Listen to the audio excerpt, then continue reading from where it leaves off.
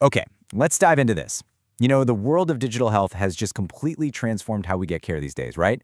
But with all that incredible innovation comes a seriously complex web of regulations. So today, we're serving up a comprehensive explainer of the 2026 telemedicine legal landscape. Whether you're a provider, a patient, or a startup founder, we're going to map out exactly what you need to know to navigate this evolving space safely and legally. Now, I want you to think about this central legal dilemma for a second.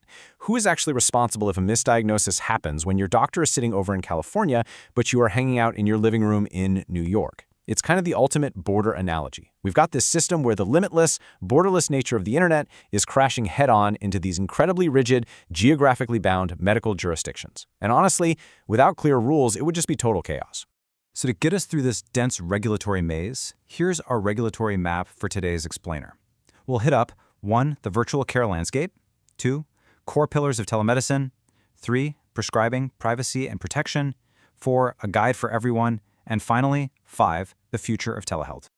Starting things off with Section 1, the virtual care landscape, navigating the maze. To really grasp why today's rules overlap the way they do, we first have to take a quick look back at how telemedicine regulations evolved. Telehealth didn't just pop up overnight. Back in the early 2000s, it was mostly just rural phone consults and a few early parity laws. Then, boom, 2020 hit.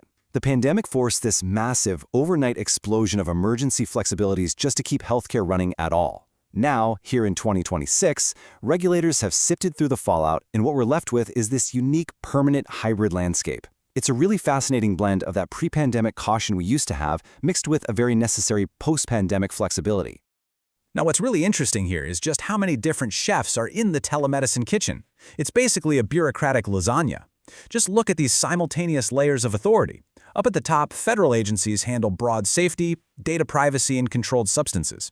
Meanwhile, state medical boards are aggressively guarding their own licensing and doctor-patient rules. Over in the corner, insurance regulators dictate what actually gets paid for. And pharmacy boards, they're strictly enforcing medication rules. So for a provider, staying compliant literally means satisfying all of these overlapping layers at the exact same time. Moving on to Section 2, core pillars of telemedicine, the heavy-hitting rules. So the crucial point is this strict legal pillar governing every single virtual medical interaction you have. The golden rule is that a provider must hold an active license in the state or region where the patient is physically located at the time of the visit. It doesn't matter where the doctor is sitting at all. If the patient is in Florida, the doctor needs a Florida license. This is easily the biggest compliance hurdle in all of telehealth. But fortunately, to help ease this massive administrative burden, multi-state licensing compacts are emerging to let providers get expedited licenses in participating regions. Now, establishing a relationship virtually actually used to require an initial in-person visit. That's pretty rare nowadays. However, establishing a valid doctor-patient relationship virtually is still strictly defined.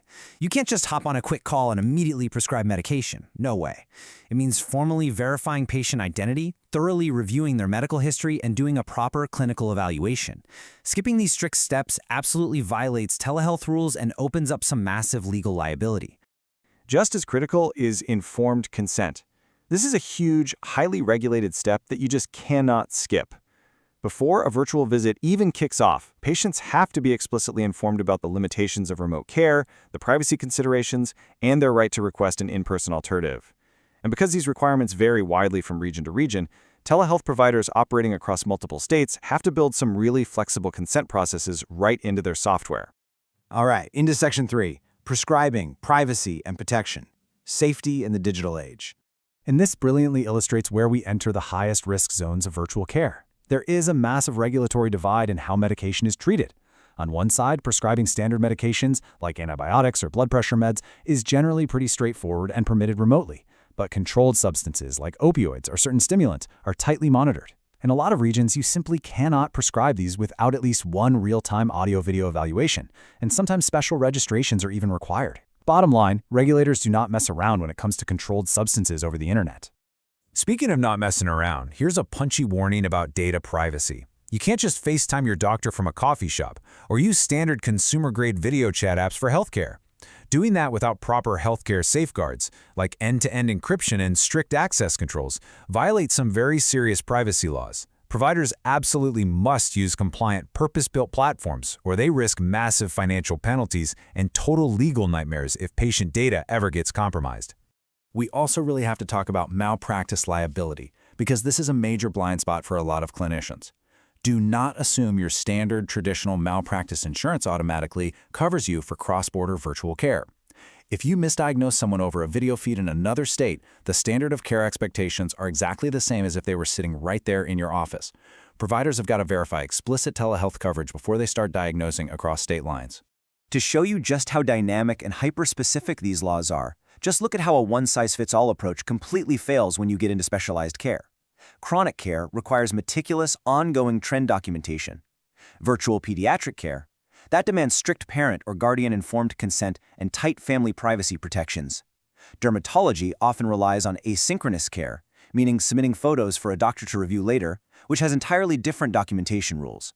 And then, urgent care requires incredibly fast-paced, legally compliant escalation protocols to redirect patients to physical emergency rooms when things get serious. Let's pivot to Section 4, a guide for everyone, checklist for compliance and rights. Now that we've covered the heavy rules, I want to address you directly with some practical, actionable guides. If you are a physician, a nurse, or a healthcare provider, this is your compliance roadmap to protect your hard-earned license. Step 1. Conduct regular legal reviews, because these rules change fast. Step 2. Maintain exact, thorough documentation. Treat it just like an in-person visit. Step 3. Invest in secure, healthcare-specific compliant tech. And Step 4. Constantly monitor parity laws. Those are the rules that dictate if insurers actually have to pay you the same rate for a virtual visit as an in-person one. Now, if you are a patient logging in from home, you have rights, and you should definitely advocate for them. Verify that your provider is actually licensed in your state. Confirm with your insurance that the virtual visit is covered so you don't end up with a surprise bill. Demand clear, informed consent so you know the limits of the care you're getting. And, hey, never hesitate to ask how and where your highly sensitive medical data is being stored. And if you are a digital health startup founder, listen closely here. Do not try to retrofit compliance into your app after it's already built. Trust me, it is an incredibly expensive mistake. Step 1. Bake compliance right into your product roadmap from day 1. Step 2. Plan a scalable licensing strategy so you aren't illegally operating in new markets. And Step 3. Partner with specialized digital health legal counsel. General business attorneys often miss the super nuanced details of telehealth law. Let's move to and see how this builds towards Section 5, the future of telehealth, what to expect beyond 2026. The laws have mostly caught up to the pandemic, but as we all know, innovation literally never sleeps. Here are the upcoming shifts regulators are scrambling to manage right now. We're going to see a massive expansion of licensing compacts to finally cut down on all that state-by-state red tape. At the same time, expect much tighter cybersecurity mandates as healthcare hacks unfortunately become more common. Regulators are also racing to write clearer rules for AI-assisted diagnostics. Figuring out how to regulate algorithms without totally stifling innovation. And finally, there's going to be a heavy legal push toward bridging the digital divide, making sure patients without high-speed internet aren't left behind by this whole telehealth revolution. Which brings us to this provocative final thought. How do we balance rapid digital healthcare innovation with the absolute critical need for patient safety? Because honestly, that's the ultimate goal of every single telemedicine law we've talked about today. As technology just keeps racing forward, keeping that balance is going to be the absolute greatest challenge for regulators, providers, and patients alike. Well, I hope this explainer gave you the clarity and confidence you need to navigate the virtual care landscape. Thanks so much for learning with us, and keep exploring.